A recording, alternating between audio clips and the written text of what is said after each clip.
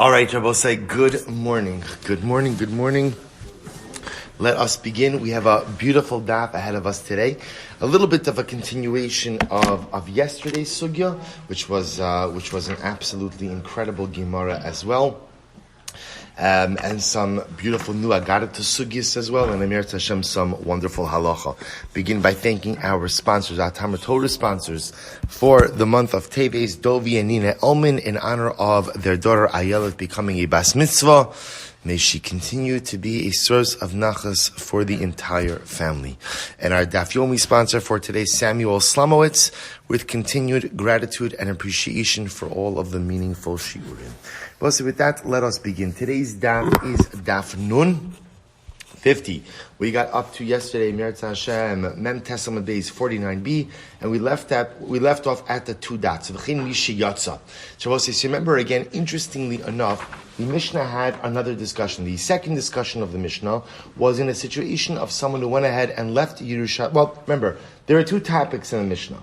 Topic number one was you set out for a Dvar Mitzvah, and you realized that you did not get rid of your chametz. So topic one in the Mishnah was, when and under what circumstances do you have to turn around to go back and take care of your chametz? That was issue number one. Issue number two is you left Yerushalayim with sacrificial meat. So now again, remember, if sacrificial meat that leaves the walls of Yerushalayim has to be burned. So the shayla was, under what circumstances do you have to go back to go ahead and destroy the sacrificial meat? And when can you just destroy it where you are? So if you remember again, the end of the Mishnah, I'm just going to quote it to you. It said, "Va'at kama hein chozrin." How much chametz / sacrificial meat do you have to have that would trigger a necessary return? So the Gemara says, Rabbi Meir Omer zev zev kibetza. So Rabbi Meir said kibetza, an X volume, and Rabbi Yehuda said zev zev kizayis. Rabbi Yehuda said kizayis. Rabbi Meir kibetza, Rabbi Yehuda kizayis. So Rabbi says the Gemara. So says the Gemara like this: Lememra, Rabbi Meir savar kibetza. So is it true that Rabbi Meir holds that in general a kibetza is a chashava amount of food, or we'll call it the food? So the Gemara says, "Huda chashav." Rabbi Yehuda savar kizayis, and Rabbi Yehuda holds that even a kizayis is also chashav. But we see just the opposite. Or mini at kamehin mizamnin. Rabbi said, totally new topic. How much food does someone have to consume in order to be part of a zimun? Good shayla. How much food do you have to eat in order to be part of a mezumin?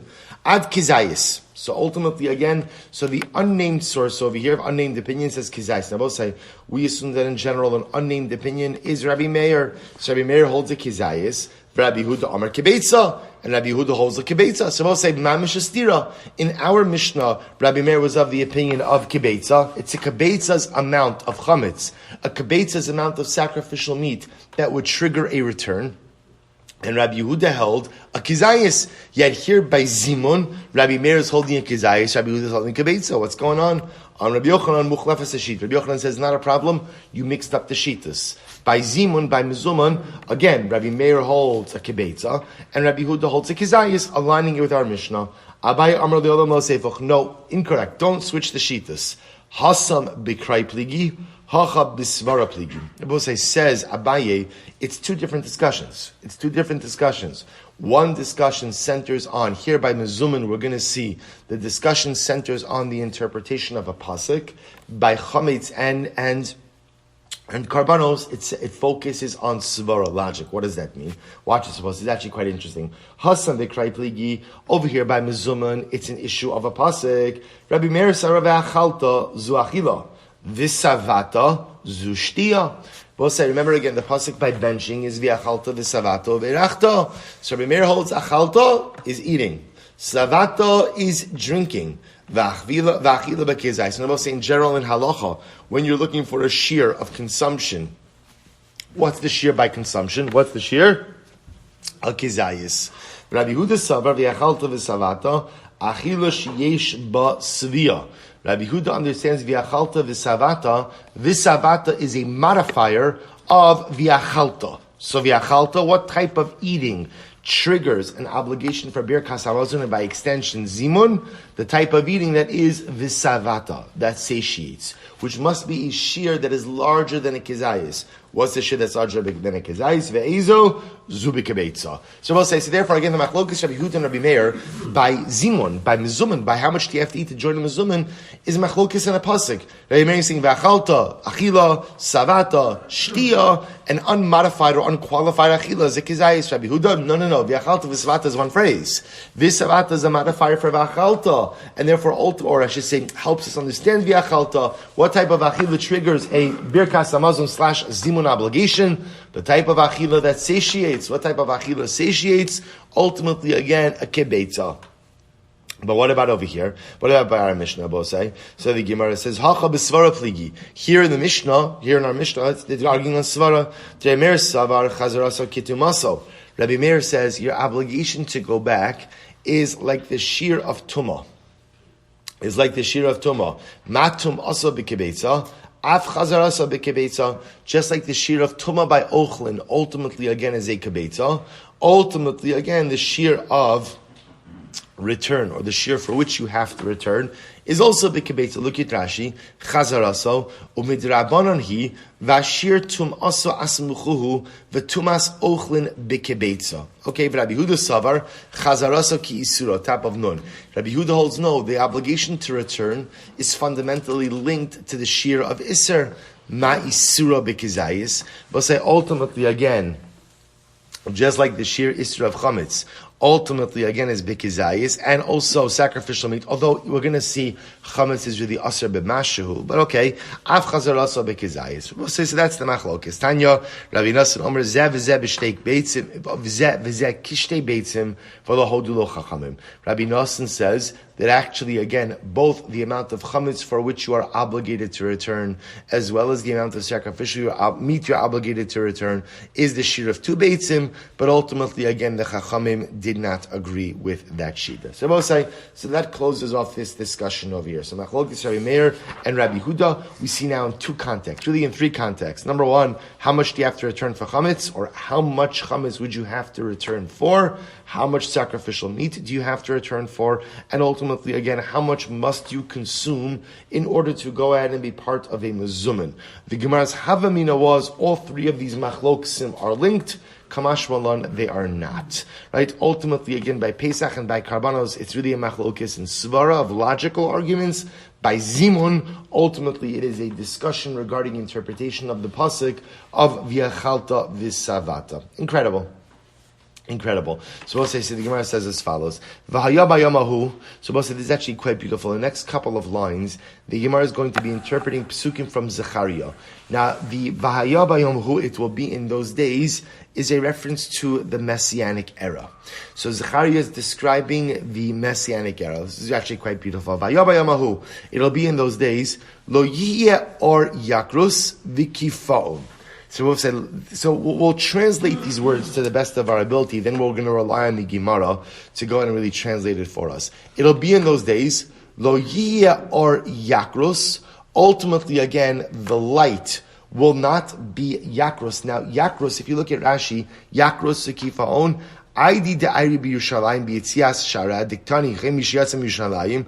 Pasach b'ha parashasa deba'ina lameimar kaman sha'asar HaKadosh Baruch Hu l'hosav ha'isham. So we're going to see, just Rashi's pointing out over here, what's the link between this Agadata and ultimately the previous Gemara? So we'll say, interestingly enough, usually the way Gemara works is, an Agadic Sugya, usually the way you kind of flow into Agadata is not because the topics are linked, but usually because whoever was the particular Tana or Amora speaking in the Halachic Sugya also continues to espouse some Agadic pieces.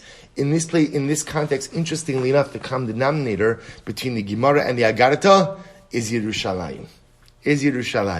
So says, so ultimately the Gemara was talking about before, if you left Yerushalayim, so now the Gemara is going to discuss about the expansion of Yerushalayim in the Messianic era. So here the pasuk says, it'll be on that day, lo yiyeh or yakros v'kifaon. My yakros v'kifaon, what do these words mean? On Rebbe Lazar, ze'or sheyakar ba'olam hazeh, v'kafei li olam haba. It refers to light, which is very precious in this world, but will not be as precious in the world to come. What does this mean? Look at Rashi.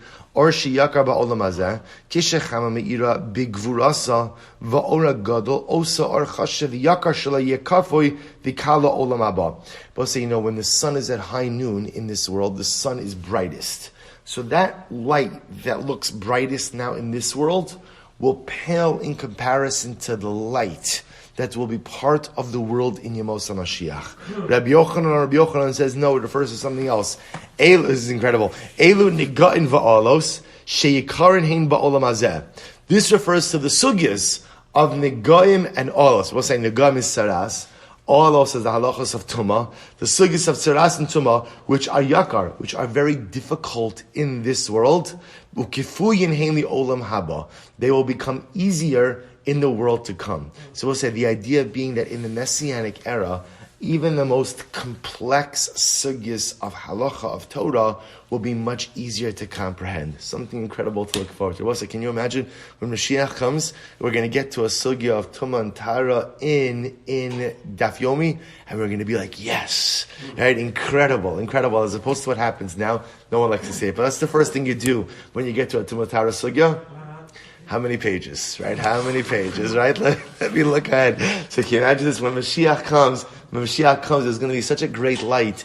That light, I will say, is going to elucidate and to illuminate our eyes that even the most complex sugyas become easier. Rabbi Yeshua ben Levi Omer, Elu b'nei Adam. Listen to this, Rabbi say. Rabbi Yeshua ben Levi says, no, it actually refers to people. Elu b'nei Adam shekarnei ba'olam hazeh. People who are important in this world, ukifuyin hein li olam haba, will ultimately be less important in the world to come. Shabbos says it's actually pretty incredible. So again, everyone's interpreting the pasuk in the same way. That what Zechariah is saying is there's going to be some dramatic distinction between this world and the next world. So he calls the light that is greatest in this world will be considered dim. In other words, will pale in comparison to the greatness of the light in the Messianic era. So three interpretations. Rabbi Elazar literally says, it refers actually to light. It refers to light. The sun at high noon, which is the greatest amount of illumination in this world, will pale in comparison to the light of Yemos HaMashiach. Rabbi Yochanan, it's a reference to Torah. Even the most complex sugyas, those things that require the brightest minds in this world, will be understandable by everyone in the Messianic era. And Rabbi Yeshua ben Levi, it refers to people. It refers to people that even individuals who seem very chashav in this world, we will see in the Messianic era. If you look at Rashi says over here, Bnei Adam sheikarim ashirim v'chashuvim ve'enon tovim lamakom. See, I will say what the Gemara or Rabbi Yeshua ben Levi is referring to over here. We're going to focus on this a little bit. Is often in olam hazeh, in this world, so importance usually is given to wealth. At the end of the day, important people are people of means. And the truth is, even if those individuals are a very poor moral character, or very poor or lacking in spiritual character at all, at the end of the day, money earns respect in this world. Irrespective of your character, money earns respect. The Gemara says that is not the case in Olam Haba. Now, again, we'll discuss that. Remember, I mentioned this before, but in general, Olam Haba often refers to two different things. Here, the Gemara is going to be using it as referring to the Messianic era, but as we're going to see in just a moment, the Gemara can also use it to refer to the actual afterlife, where you go after you die, after 120. Well, so listen to this Gemara. It's an incredible story. Ki had Rav Yossi bar Rav Yeshua ben Levi, Chalash. Rav Yosef, the son of Rabbi Yeshua ben Levi, became ill, v'isnagid, and he died. So we'll say, so now understand this story. Right? So Rav Yosef dies. Ki hadar, what does ki hadar mean? Ki hadar means he came back to life. So whatever the circumstances are, right? Whenever he died, he managed like he flatlined, and then he came back to life. Maybe they revived him, maybe whatever it is, he came back to life. Amar avu amay chazis. So his father says to him, "Nu, my son, what did you see when you died?" Listen to this beautiful Gemara. Amar olam hafoch ra'isi. I saw an upside down world. Al yonim lemata vitachtonim lemala. Those, so we'll say, we'll just listen according to Rashi. So el yonim lemata means ultimately, again, those who are considered to be so important in this world, were relegated to a level of lesser importance in the world to come. V'tachtonim lemala. And those who are often marginalized or peripheralized or considered to be unimportant in this world were given a higher standing and station in the world to come. Amar lo b'ni, olam bara ra'isa. To which ultimately, again, Rabbi Yoshua ben Levi says to his son, Rabbi Yosef, no, my son, you didn't see an upside down world. You saw the world in the way it's supposed to be. You see, in this world, kavod is given for all the wrong reasons. Not all the wrong reasons, but kavod is also often given for reasons that don't really matter all that much. So therefore, again, kind of the hierarchy of who's important, who's not important is often skewed. But in Olam Haba, where the amount of money you have is really irrelevant, and the amount of possessions you've amassed is really irrelevant, things that give you kavod in this world, true kavod is given to those who truly deserve it. So he says, my son, you didn't see, so from the son's perspective, he saw a skewed world. It didn't make sense to him, but his father said to him, no, it's this world is skewed. Olam Haba is as it should be. Va'anan hechi asam. So this is incredible. Rabbi Shimon Levi says to son Rabbi Yosef, so tell me, and where were we? Where were we? Right? What's our position in Olam Haba? To which the son responds, Ki hechi deisi anan hachi isanin hasam. The same way we are there is this, or the same way we are here is the same way we are there. Meaning, at the end of the day, Rav Yosef said that, Father, the same status or the same kavod that we are given in this world as Talmidei Chachamim is the same status we are accorded ultimately in Olam Haba as well. Incredible, but the story goes on. And Rav Yosef goes on, he says, V'shamati sheyu omrim, ashrei mi sheba lekan v'talmudo biyado. And I heard them announcing in Olam Haba, praiseworthy is he who comes to this place, v'talmudo biyado, and his learning is in his hand. V'shamati, we'll explain that in just a moment. V'shamati she'omra also heard that they say, Haruge malchus ein adam yachol la'amo b'mechitzasan. That those who are killed al kiddush Hashem, right, those literally, again, who are killed by the monarchy, they have a special place in Olam Haba that no one else could access. Umanin, who are the people who are killed, who are killed al kiddush Hashem, who have a special place in Olam Haba? The Gemara says, Ilim Rabbi Akiva v'chaveirav. If you want to say it's Rabbi Akiva and his chevra. Who's Rabbi Akiva and his chevra? The Asara Haruge Malchus. If that's one you say who's referring to, Mishum Haruge Malchus Sulo. See, remember Rabbi Akiva and his chevra, they should get Olam Haba not simply because they were martyred. But why? Because Rabbi Akiva, they were great Talmidei Chacham, they were great Torah leaders. Their martyrdom was an event that occurred at the end of their lives, but at the end of the day, their stage in Olam Haba should be because they were Talmidei Chachamim, because they were married b'Torah b'Rabbim. They were Osi b'Talmud Torah. They were leaders. To which the Gemara says, you're right, Ella Haruge Lud. Rather, you're right to say what Rabbi Yeshua would refer to was those who gave their lives, speaking about the people of Lud, who gave their lives and died al kiddush Hashem. Rashi points out over here, Haruge Lud, Shnei Achim Hayu Shemasru Atzman al Yisrael, Shahodu al Atzman Harigas Bas Melech Shayu Matilin Osan al Kol Yisrael. The Gemara Maseches Brachos refers to a story where the daughter of the Caesar was murdered and the Caesar was holding the Jewish people responsible. And he said that unless the murderers turned themselves in, he would unleash his fury on the entire Jewish people.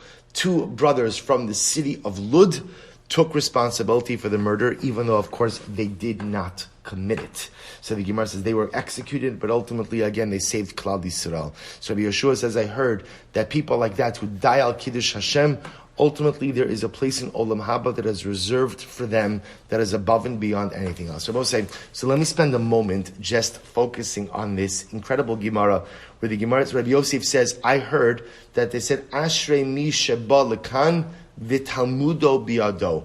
Right? Praiseworthy is the person who comes to this place, v'talmudo, and his Torah His Torah is in his hand. So I'll say, so what exactly does this mean that his Torah is in his hand? What does that mean? You just say, Ashrei Misha Balakan, V'lama Torah Harbe. Right? Praiseworthy, a person comes to Olam Haba and he learns the Torah. What do you mean Talmudo Biyado? His Torah is in his hand. So I'll actually send it out on the WhatsApp chat after Shir. But the Ben Yehoyada, we're not going to go through all of it today, actually has a number of beautiful interpretations. Beautiful interpretations, I will say, but amongst them, the ones I'll just share with you is something incredibly amazing. He says over here, Tamudo biyado means that a person learned, but they actualized what they learned. In other words, they're both saying, it's easy to learn. Learning is enjoyable. The difficult part of Talmud Torah is taking what you learn and incorporating it into your life. And actually living by it. Vitalmudo biyado. It's interesting. What do I mean biyado? I understand bimocho in my mind, Billy Bo in my heart. Your yad represents asiya. Your yad represents action, represents dynamic life activity. Who is welcomed into Olam Haba? Not just someone who simply learns. Learning is fine, but learning is not an ends. Learning is a means. I learn Torah because I want to lead a more meaningful life. Because I want my Torah to be manifest in the way that I live, in the way that I interact with others, in my business, in my home, in my marriage, in my family. Ashrei misha ba lekan v'talmudo biyodo. Praiseworthy is the person who comes to Olam Haba, not just having learned Torah, but having learned Torah and therefore having lived Torah. An incredible piece by the Ben Yehoyada expounds on it much more about the Taig Mitzvos, the 10 fingers representing Aseret Adibros. So I'll send it out a little bit later, Amir Hashem. It's interesting, some of the Chassam Sofer also brings down, he says that Talmudo biyado means retention.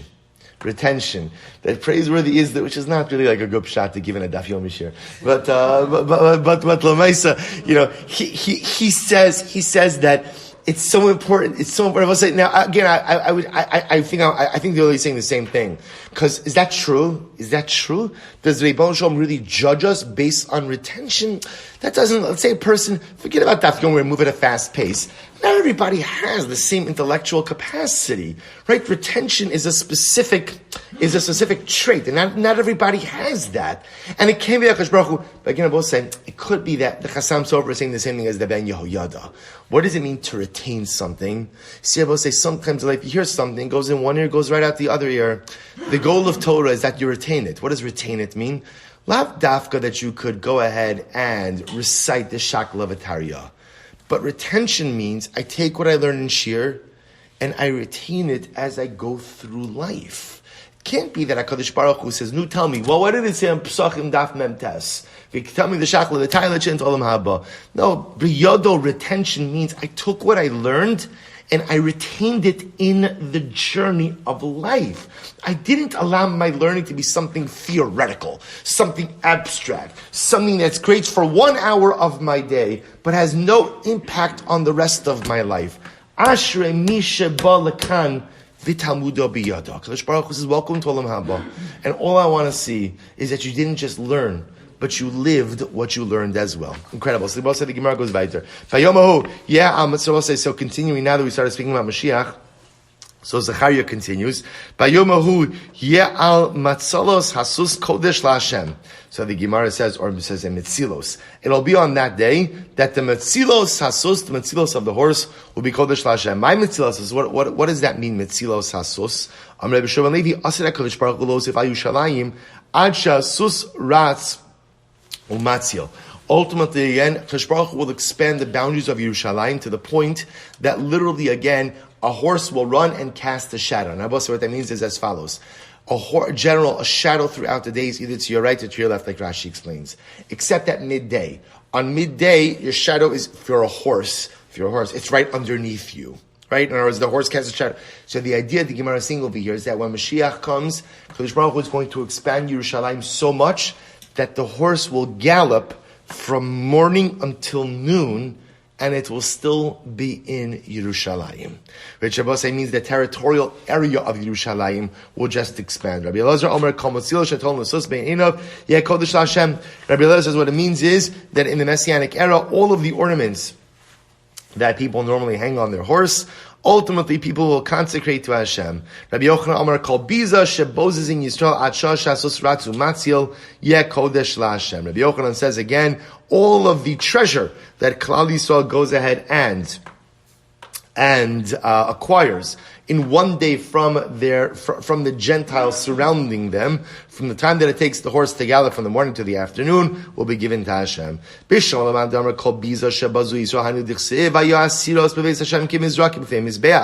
So I understand, according to the opinion, it says that it refers to treasure. That's why the pasuk says all of the pots that are used in the Beis Hamikdash will ultimately again be like the utensils before the Mizbeach. We'll say, remember, the pots in which you consume karbanos need not be out of any precious metal. But there'll be so much treasure in the Messianic era that even the pots ultimately again will be like the utensils used before the Mizbeach, made of gold and silver.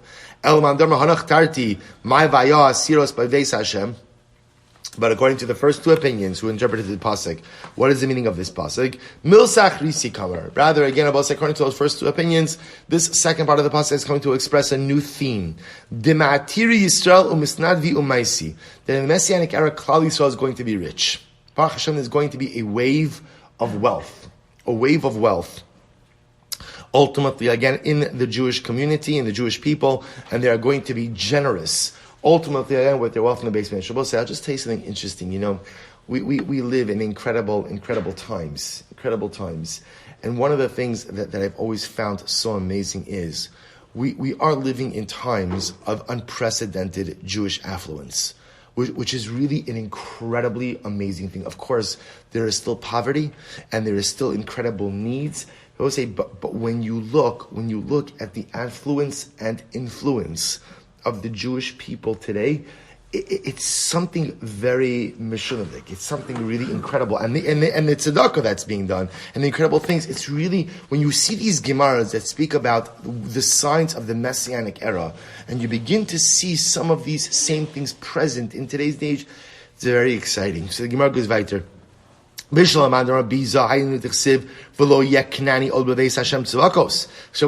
understand, according to the opinion who says that the treasure is going to be donated to the Beis Hamikdash, this is why the pasuk says there won't be a Kenani anymore in the house of HaKadosh Baruch Hu. And I will say, what does Kenani mean? So Rashi points out over here something very interesting. In the previous times, the Beis Hamikdash had, for lack of a better term, the Gizbar, who was like the temple treasurer, was also in charge of the Beis Hamikdash, I guess we'll call him like the Beis Hamikdash wealth manager, portfolio manager. That what was the job of the Gizbar? To grow the funds of the Beis Hamikdash. So Kenani literally means a merchant. In the Messianic era, there's going to be such an overwhelming tidal wave of donations that you're not going to need a portfolio manager anymore. You don't need to invest the Beis Hamikdash money, because there's going to be so much money coming in. According to the first two opinions, what's the meaning of this phrase? There's not going to be a Kinani. What does that mean? This is incredible. So Kinani means Ein Kan Ani.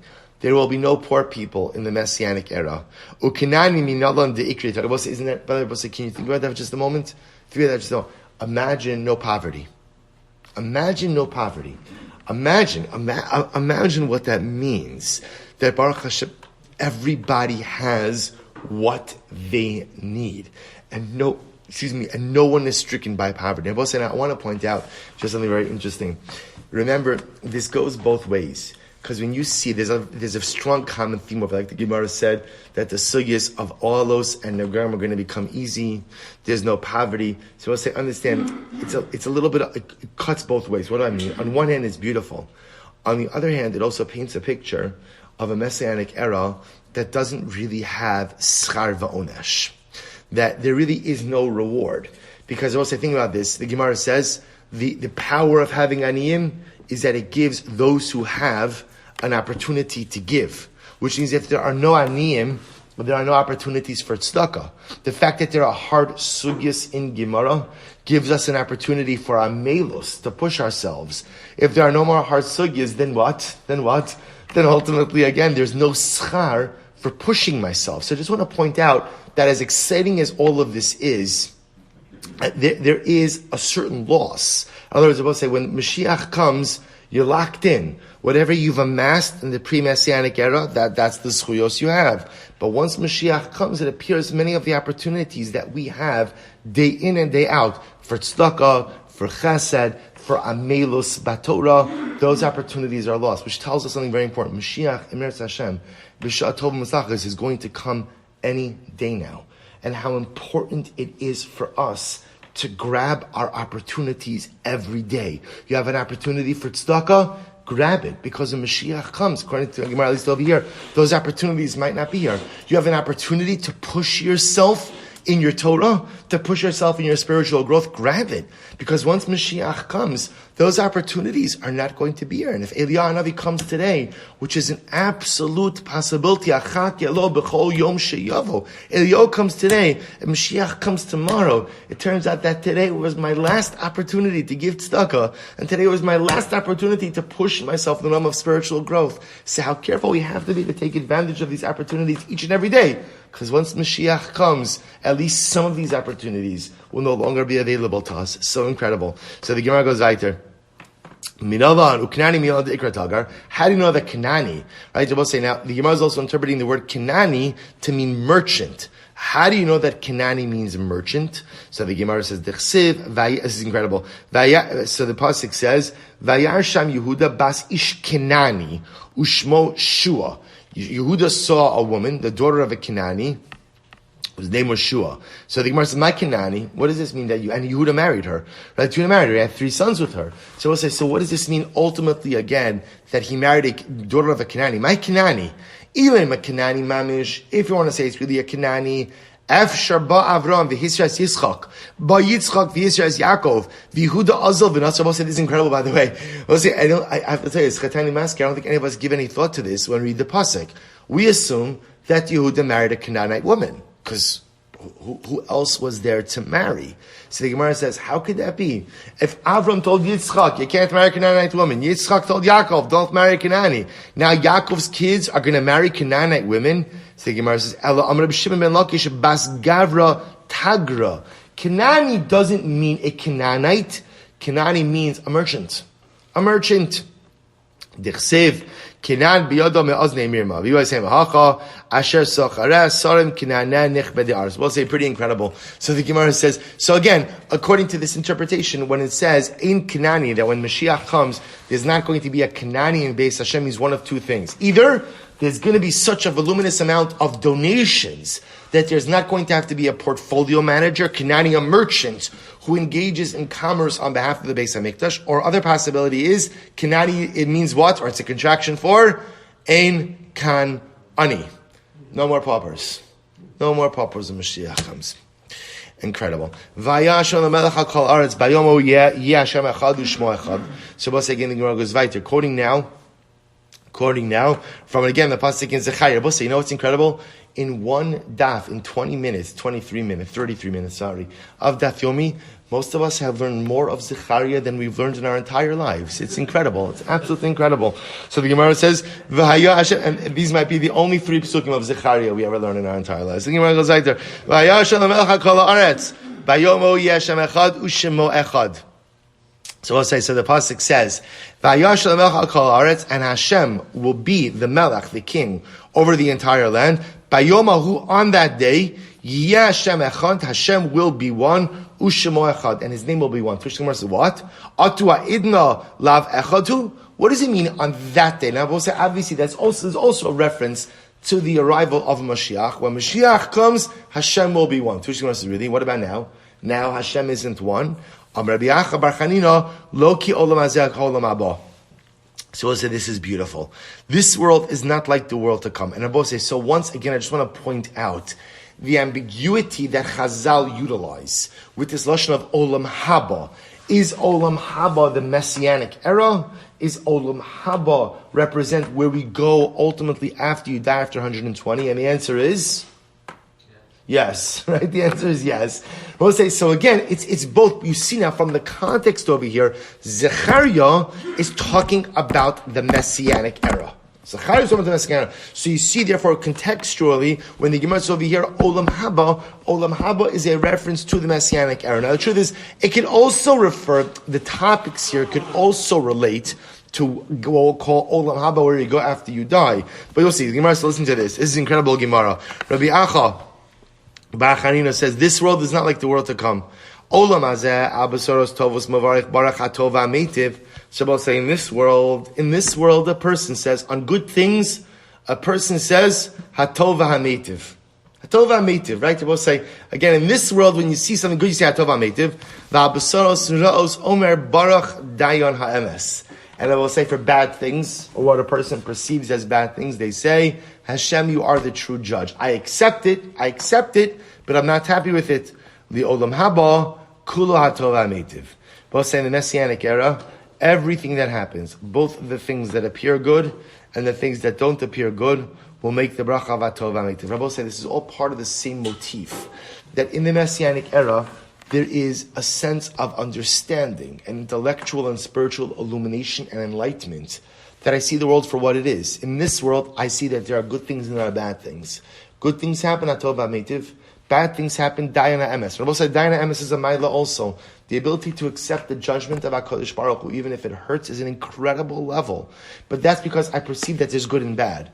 In the Messianic era, when I'll understand HaKadosh Baruch Hu and how He runs His world much better, even those things that'll hurt, I'll still see Atov HaMeitiv.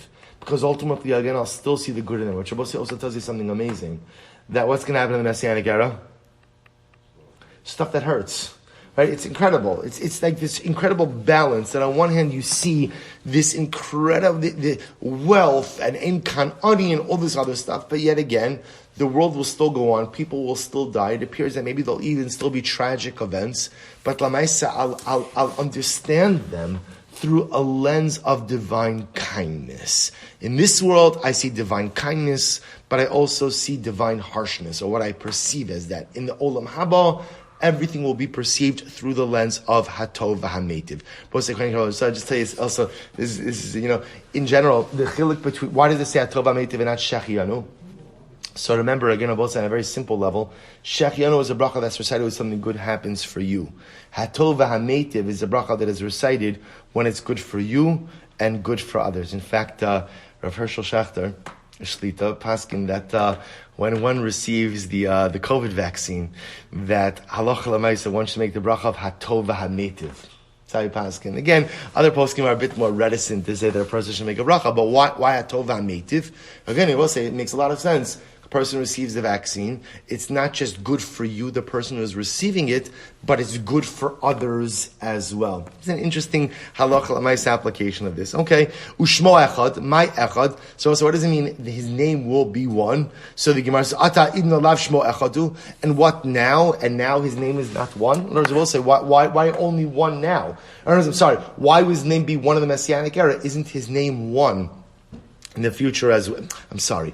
Why does it say that his name will be one of the Messianic era? His name is one now as well. Again, lo kol olam hazeh ha'olam haba. This world is not like the world to come. Ha'olam hazeh nichtav biyot hey v'nikra ba'alef dalid. Avali olam haba kulo echad. Nikra biyot hey v'nichtav biyot hey. Rabbi said it's actually beautiful. The Gemara says in this world, the name of Hashem is written Yud Hey and then Vav Hey. But we don't pronounce it that way. We pronounce it instead the Shem Adnus, Ado, Noi. In Olam Haba, right, the Messianic era, we will pronounce the name of Hashem as it is written. That's what it means. Yashem Echad Ushmo Echad. The way the name is written is the way the name will be pronounced. Savarav and the Midrash Bepirka, Amayu Saba, the Olam Ksiv. See, we'll say, interestingly enough, Rava wanted to explain the name of HaKadosh Baruch Hu in his shir. And he wanted to go ahead and articulate the name as Yud Hey and then Vav and Hey. So we'll say, listen to this, this is incredible, by the way. This is from Parsha Shmos. Past week's Parsha, Hashem is speaking to Moshe Rabbeinu. And he says to Moshe, go and tell the Jewish people, okay, Avraham, okay, Yitzchak, okay, Yaakov, shlachani aleichem, zeh shemi liolam, v'zeh zichri ledar dar. Now, both say, now, interestingly enough, so zeh shemi liolam. Their dash, however, olam is written chaser, without the vav, which can also be vocalized as le'ilem, or la'alem. My name should be hidden. In other words, we don't pronounce the real name of HaKadosh Baruch Hu, Yud Hey and Vav Hey, but rather, again, we simply pronounce it as Aleph Dalid Nun Yud. So the Ravina Rami Ksiv, Zeh Shemi La'olam, V'zeh Zechri L'dar Dar. So we'll say, Ravina said, the pasuk says, Zeh Shemi La'olam, and then it says, this is my remembrance, L'dar Dar, Amar HaKadosh Baruch Hu. Lo kishani nichtav ani nikra. It is, we do not, literally again, it is not as I am written that I am spoken or that I am read. Nichtav ani biyud hey, v'nikra ani bi alif dalet. I am read. Ultimately, again, biyud hey. In other words, when you look at the words, it's yud hey, vav hey, but I am pronounced ultimately again, alif dalet nun yud. So we'll say, so, quite amazing. We say this pasuk every single day. Vayashem l'melech al kol haaretz. Bayomo yashem echad. What is Yashem echad? We'll say now in this world we'll perceive there are good things, there are bad things. For the good things, hatov ha'metiv shachianu. For bad things, dayan ha'emes. Olam haba messianic era Hashem echad. There's only hatov ha'metiv. Now we'll say again, doesn't mean that everything is going to be great and there are no challenges, but it means the lens through which we will perceive life events is a lens ultimately again where we see the goodness of the Ribono Shel Olam each and every day in each and everything. It's only a Tov HaMeitiv. Ushemo Echad, the Rebbe will say again, in the world to come, there'll be a sense of clarity. And as we'll say, why is it that we don't pronounce Yud Hey and then Vav Hey in this world? Why don't we pronounce it? Because we don't really have a full grasp on the Ribono Shel Olam. So you can't say his name if you don't really understand him. In the Messianic era, there'll be an understanding of HaKadosh Baruch Hu, an appreciation of HaKadosh Baruch Hu, where will be Zochem Eretz Hashem to say His name as it is written. Hadrun Alach, Eilu Over. I will say Mazel Tov, Yasher Kayach, new parak. I will say exciting new sugya, and the Agarat is not done. Malcolm Shinagul. I will say this is a great sugya, great sugya about minhagim, all about minhagim. Makom shenagu lasos malacha ba'arei Pesachim ad chatzos osin. Makom shenagu shelo lasos ein osin. We'll say if you live in a place where the minhag is not to do malacha on erev Pesach after midday, you shouldn't do malacha. But if you live in a place where the minhag is to do malacha after chatzos, you can do malacha. We'll say the Mishnah teaching me that you should follow minhag hamakom. Should follow minhag hamakom. And we'll say this is one of the things that Ramosha Rosh Hashanah writes that he was very doubtful that there would ever be such a thing as Minhag America. Because you see there's Minhag Lita, Minhag Poland, Minhag Hungaria, there are different Minhagim. But Moshe was very skeptical that there'll ever be something called Minhag America. He says because America is for the Jewish community, such a melting pot of so many diverse communities that he felt it would be improbable, and this is already a number of decades ago, that there would ever be an established Minhag America, which is sad. Which is sad because there's something beautiful that when a community is able to establish a minhag of the community. Again, but we're so diverse and there's no unifying halachic opinion. There's no Rav Moshe anymore. Right? There's no Rosh Zalman anymore. It's just a different world we live in. There's no unifying halachic opinion anymore that brings everyone together. But here, it's quite beautiful if you think about it. So the Mishnah says, Minhag HaMakom. So you live in a place where they do malacha after chatzos, you can do malacha after chatzos. You live in a place where they don't do malacha after chatzos, you don't do malacha after chatzos on Erev Pesach. Ha'holich mimakom sha'osin l'makom she'eno. So supposed to listen to this. This is where the sugyas become very interesting.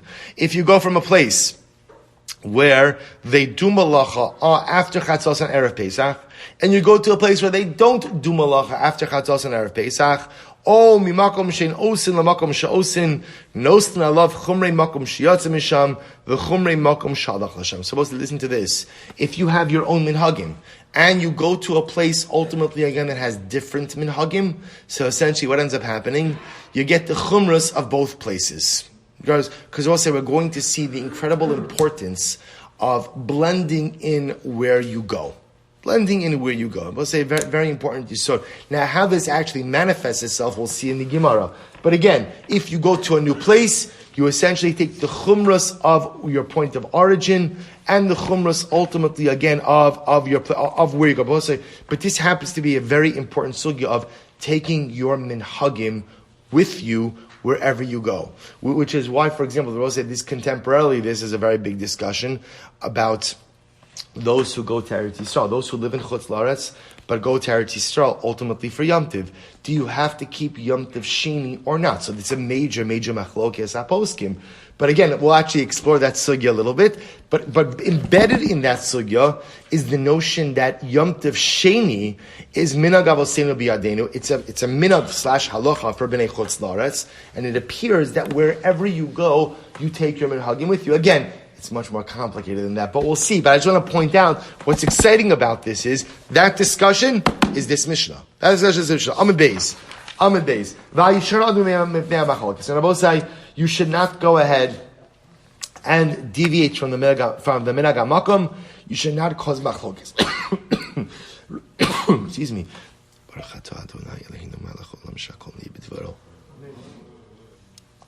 So we'll see exactly what that means in the Gemara. But the Gemara is saying in general, person should blend in. Person should blend in wherever they are and shouldn't do things that are a stark departure from the minhag makom. Kiyot Sebo, similarly again, Hamoti Perosh Shvius. Sorry. Hamoti Perosh Shvius Mimakom Shekalu Makom Shelo Kalu. If a person goes in and takes Shemitah produce from a place where they are no longer available, or I should say from a place where they are no longer available to a place where they are available. And I will say, the halach is quick crash course on Shemitah. It's actually very important as well because next year is a Shemitah year. I'm pretty sure next year is a Shemitah year. So I will say, so interestingly enough, the halacha is as follows. The halacha is you could store produce in your home on a Shemitah year as long as that produce is readily available for the animals in the field. But if the produce is not available for the animals in the field, then halacha l'maisa, you are not permitted to store it. So let's say now, literally again, you go from a place, l'mimakom shekalu l'makom shelo kalu. You go from a place ultimately again where the food is no longer available to the animals, to a place where the food is available to the animals. Umimakom shelo kalu l'makom shekalu chayev l'var. In other words, once again, you go from a place that has one status to a place that has a different status. You must abide by the minhag makom. Rabbi Yehuda says that you could say to the person in a new place, you could also go out into the field and acquire the produce. Again, the Gemara is going to explain what exactly that statement means, because at first glance it doesn't seem to make all that much sense. Fine, so let's analyze what we'll say. Says the Gemara, my area arbe Pesachim. Why does the Mishnah talk about doing malacha on Erev Pesach? So you will say, interestingly enough, so the Mishnah said, if you live in a place where the custom is not to do malacha after Chatzos and Erev Pesach, you shouldn't do it after Chatzos, right? And if you live in a place where they do malacha after Chatzos and Erev Pesach, you could do malacha. Why does the Mishnah only speak about Erev Pesach? This is a discussion on every Erev Yom Tov, every Erev Shabbos. My area Arve Pesachim, afilu Arve Shabbosos, va'Arve Yomim Tovim. Nami disanyo ha'oseh malacha ba'Arve Shabbosos Yomim Tovim. Mina mincha ulamayla in a rosim brachali olam. But it's a very profound Gemara. If a person does malacha on Erev Shabbos or Erev Yom Tiv, mincha ulamayla. From mincha and Rabbi say this is not mincha gidola, this is mincha kitana. Right, 9.5 hours into the day. If you do work, any work you do on Erev Shabbos or Erev Yom Tiv after mincha kitana, you are not going to see bracha from it. Bracha from it, Rabbi say, which by the way is a profound insight into how you structure your Erev Shabbos and your Erev Yom Tiv. We often think that the goal, what the goal of Erev Shabbos, Erev Yom Tiv is cram in as much as you can before Shabbos and Yom Tiv comes. And I come into Shabbos and I come into Yom Tiv and I'm huffing and I'm puffing because I'm making it by the skin of my teeth. And but I got everything in. No, you didn't, says the Gemara. Because just understand, once Mincha Kitana comes along, anything that you're doing, you're not going to see bracha from it. Now again, You could take this, you could show this, if you work for someone, you could show this to your employer. You could say, listen, I need to leave by after mincha kitana because lamaisa, anything I do is not going to be profitable for the company anyway. And also on a serious note, in today's day and age, hopefully most of us control our time. And we spoke about this many times, entering into Shabbos right before candlelighting, or entering into Shabbos in the 18 minutes, we'll say that's not how a Jew conducts his Erev Shabbos. That's just sometimes extenuating circumstances happen, it's true, but Lamaisa, we have to plan our days correctly. And again, if it means you get into the office an hour earlier, or it means you work later on Thursday night, whatever you have to do, but comes Mincha Kitana on Erev Shabbos, time to shut down. And if you don't, I'm deluding myself because I'm not going to see bracha anyway from that avoda. So the Gemara says, so again I will say, the Gemara is pointing out over here, why are you making this a discussion ultimately again about Erev Pesach? This is a discussion every Erev Shabbos, every Erev Yom Tov. To which the Gemara says, you're right, but Hasam min mincha u'lamaylo da'aser samach lamincha lo hacha mechatzos. We'll say there's a big difference. Remember again, Erev Shabbos, Erev Yom Tov, there's a din on shutting down, stopping malacha from mincha kitana. Erev Pesach, Abba says, even stricter, because Erev Pesach, what is it from? It's from chatzos, midday. So say that's very much more significant. Inami, hasam simin bracha udelo chaz. Abba says the other possibility is by Erev Shabbos, Erev Yom Tov, if you work past mincha kitana, you're not going to see bracha. Ava shamuti lo mishamtineli, but we don't excommunicate you over that. Hacha by Erev Pesach, shamute nami mishamtineli. Suppose this is actually quite profound. We're going to see where exactly this comes from. That if there's a minhag in your makom not to work past chatzos on Erev Pesach, and you work past chatzos, they would excommunicate you as a result of that. So we'll see why such severity. And we'll say, now the truth is we know the severity. What's the severity about? The severity is we're concerned that if you work on Erev Pesach, you are going to forget to burn your chametz. In the times of Beis Hamikdash, you're going to forget to offer up your Korban Pesach. So there's much more at stake. You know, Erev Shabbos, Erev Yom Tov, there's a din of preparation. Okay, so you got to shut down Mincha Kitana. Erev Pesach, it's not just preparation. Erev Pesach, ultimately, again, it's mamish about chametz, mamish about Korban Pesach. Gufa, ha'osem malacha ba'arvi Shabbosos u'ba'arvi Yom Tovim min ha'mincha u'lamayla. Suppose listen to this incredible brisa. If a person does malacha on Erev Shabbos or Erev Yom Tov from Mincha Ketanan, or b'matzei Shabbos b'matzei Yom Tov, matzei Yom Kippurim. So we'll say, what does this mean? Or on Matzei Shabbos, matzei Yom Kippurim. So now what does the Bible say? If you live in a community where customarily they add on to the end of Shabbos, they're mosif on Shabbos, mosif on Yom Tov, mosif on Yom Kippur. Very few residents in that town.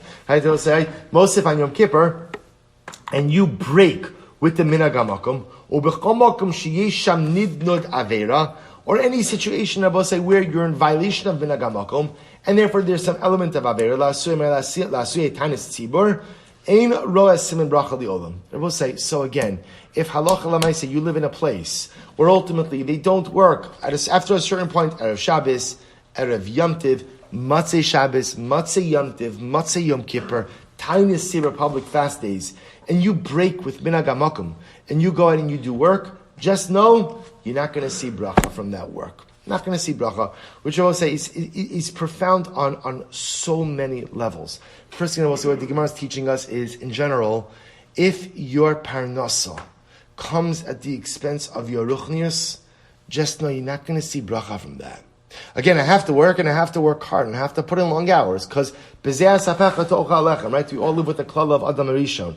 You only reap the benefits of Gashmias in this world if you're willing to work hard. There's no free lunches. Actually, that's not true in today's day and age. They are free lunches apparently every day. Let's say, but lemaisa, at the end of the day, if you want success in this world, you must be ready to work hard. But working hard is all about that work ruchnius balance. If your work comes at the expense of your ruchnius, you're not going to see bracha from that work. You're just not going to see bracha. As Chazal teaching us, you're just not going to see bracha. And if your work comes at the expense of being part of the collective unit of community, you're not going to see bracha from that as well. Isn't this the greatest challenge in life? I have to work hard, but I have to create that correct work-life balance that allows me proper time for my ruchnius, that allows me the ability to be part of my community as well. Incredible. Tana Abanan. Both say this is a beautiful Gemara. Tana Abanan. Yesh Zarez v'niskar. This is great. The Yesh Zarez v'nifsad.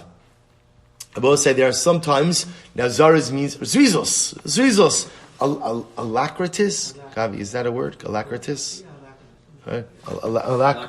Alacrity. Good, thank you. Good, alacrity. Sometimes a person can have zrizus, alacrity, v'niskar, and they benefit. Sometimes, v'yesh zariz v'nifsad. V'yesh zariz v'nifsad. And ultimately, sometimes a person can have zrizus, but still lose out. Yesh shafal v'niskar. Or say sometimes a person can be lazy, and they benefit. V'yesh shafal v'nifsad. And sometimes a person can be lazy and lose out. What's the pshat? He's great, I will say. Zaruz v'niskar. We'll say, what's the case of a person who is zaruz, has alacrity, right? Zrizus, and you benefit. The avid kulei shabsa v'lo avid malei shabsa. We'll say, there's a person who works hard throughout the entire week, but doesn't work on Erev Shabbos. I will say, now remember, it doesn't have to mean he doesn't work at all on Erev Shabbos, but it just means he stops at Mincha Kitano. So that's a person, we'll say, zariz. We'll say, you see, by the way, I just want to point out, Chazal liked work. Chazal liked work. They are big fans of hard work. Right? The Sfasema says, Sheishes yomim tasam alachtecha. When do you get a Shabbos? If you work 6 days. You gotta work 6 days. Shabbos is those who work. This is hard work is a very important yesod in Yiddishkeit. So Zariz v'niskar, who's that? Person who works hard 5 days out of the week, or 6 days, Sunday, because Sunday is also a work day, we'll say. Right? And Sunday through Friday, you stop at Mincha Kitana, right, on Erev Shabbos, that's Zariz v'niskar. Good. Zariz. The Gemara says, Zariz v'nifsad. We'll say, who's the Zariz who ultimately will lose out? David kuli shabsa v'al malei shabsa. We'll say, that's a person who works the whole week, and mamish works until candle lighting. That's a person who works very hard, but you're going to lose. You're going to lose. Rabbi say, I want to point out something very important. It lav dafka that it means you're going to lose money, but you're going to lose something. Because remember, if you're working the entire Shabbos and you're running in a candle lighting, you're going to lose out on the chinuch of your children. Because what do your children see? What do your children see? What do your children see about your relationship to Shabbos? People say, I know I speak on this too often. People tell me about this all the time. People say, I can't underestimate the power of your children, just like most of us, remember almost nothing of what our parents said, but you remember everything what our parents did. If your children see you, that you're not mechabed Erev Shabbos, and that Erev Shabbos, the goal is just get in right in the nick of time, you're creating their impressions of Shabbos. Their impressions of Shabbos is just Erev Shabbos is no din of preparation for Shabbos. As long as you're not mechalal Shabbos, that's what it means to be a shomer Shabbos. Such flawed chinuch. Such flawed chinuch. Proper chinuch requires that a parent gets home with time to prepare themselves for Shabbos, to go into Shabbos benachas, to get to shul on time, to be able to daven a mincha erev Shabbos benachas, a Kabbalah Shabbos benachas, not getting here late, not getting in there. No, I'll say that's chinuch. That's chinuch. So you don't worry about what you don't have to talk to your kids about Shabbos. Model for them what a proper. That's what it means when it says zariz v'nifsad. It's wonderful. You're working hard, but you're going to lose. You're going to lose. Whether it's that you're going to lose out on the parnasa or you're going to lose out on the chinuch, but you're going to lose something. Shafal v'niskar. We'll say who's the lazy person who benefits? The lo avid kulei shabsa. He doesn't work a whole Shabbos, a whole week. But lo avid malei shabsa. But he doesn't work erev Shabbos as well. So we'll say. So I don't work Sunday through Thursday either. But I'm dafka very makbid not to work on Friday, right? I'm lazy the whole week, but I'm dafka makbid not to do anything on Erev Shabbos. So the Gemara says, it might be lazy, but there is some schar. There is some schar. We'll say, even though it's a shalol lishma, right? There is some schar. Shafal v'nifsad. What's the case ultimately, again, of the lazy person who loses out? The lo avid kulei shabsa. It doesn't work a whole week. The Gemara says, va'avid b'malei shabsa. Tippish, I will say. So he doesn't work a whole week. The only day he works is when? Erev Shabbos. And even then, when does he work? Mamish until candle lighting. Mamish until candle lighting. So that's a shafal v'nifsad. I'm a Rava.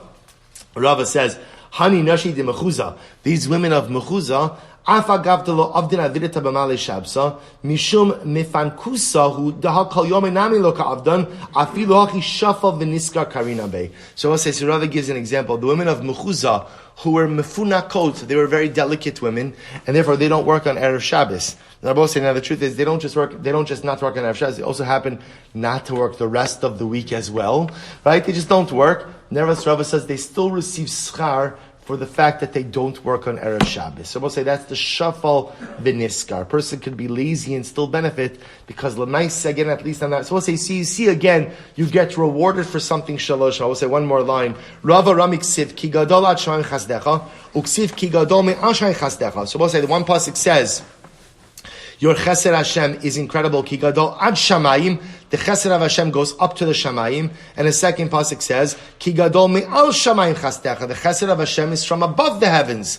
Shabbos says, so where does the chesed of HaKadosh Baruch Hu come from? Below the heavens or above the heavens? Says the Gemara, HaKeitzad, kan ba'osin l'shma, kan ba'osin shlo l'shma. Both say it depends. If you do mitzvos l'shma, you get rewarded from HaKadosh Baruch Hu from above the heavens. If you only do things shalom lishma, your chesed or your reward from HaKadosh Baruch Hu comes from below the heavens. One more line. Le'olam yasok adam b'torah mitzvahs afav shalom lishma shemitok shalom lishma ba lishma. They both say a very important yisod in Yiddishkeit. We are not purists. We are not purists. So we don't say only mitzvah that matters is a mitzvah of the Shema with the right intentions. Just like the only Torah you learn is the Torah you understand the Shema. No, we are strong fans of Shalom the Shema. Why? Because we believe, Rabbi say in life, if you do the right things, even for the wrong reasons, that's a great start. Because those who go ahead and at least get themselves in the pattern of behavior of Shalom the Shema, ultimately again one day will come to Lishma. All right, we'll stop over here. We'll pick up Ibn Hashem into 2 dots tomorrow. All right, Chevron on Zoom. Everyone have a wonderful day.